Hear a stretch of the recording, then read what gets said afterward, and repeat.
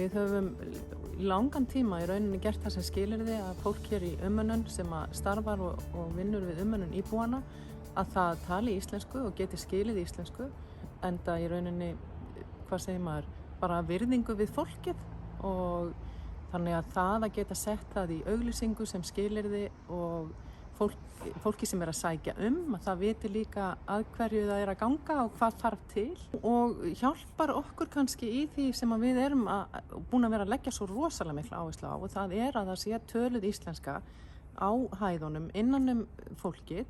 Við auðvitað erum með fólk eins og hér í eldhúsi, við gerum ekkert sömu kröfu þar, en það eru þeir einstaklingar ekki að í þessari umönnun og í þessum nána samneyti við íbúana.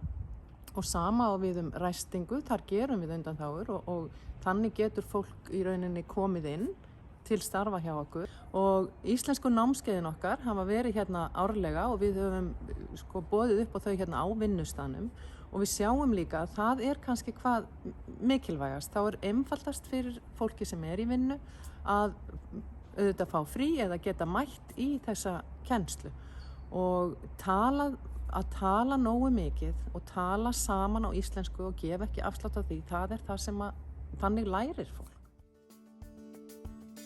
Tungumálaviðmið fyrir mitt starf mannausráðgjafa krefst færni upp á B2.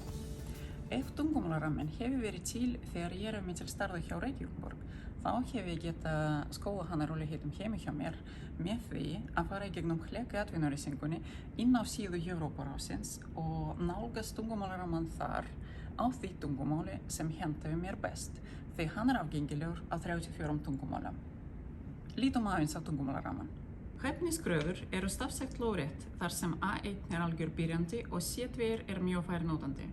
Gott að hafa í huga að mjög fátt fólk í raun með hæfni samkvæmt C2 í móðurmálinu svo ramminn nær utan öll störf sem til Lárétt skipting sýnir ólíkar tegundir málnotkunar. Þar hlustun, lestur, samskipti, frásögn og ritun. Tökum dæmi mitt starf sem krefst íslensku kunnáttu upp á B2. Ég sem umsækjandi mun þá lesa við mig að stigi B2 hvaða færni ætti ég að vera með í hlustun, lestri, samskiptum, frásögn og ritun. Og þá tek ég ákvörðunina hvort ég vil sækja þetta starf. Tungumálaviðmið eru ekki próf, heldur þau matsviðmið notuð af umsækjendum og þeim sem ráða í störfin.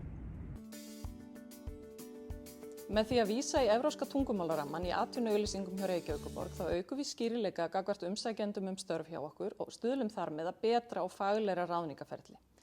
Verkefni styður einnig vel við málstefnu borgarinnar, en samkvæmt henni þá skal íslenska vera í öndvegi í öllum störfum borgarinnar.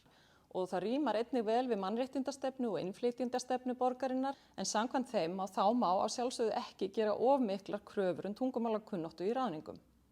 Í heild sinni mun þetta verkefni stuðla að faglegri mannauðsmálum hjá borginni og einnig vera liður í að uppfylla skyldur okkar sem fjölmenningarlegt samfélag.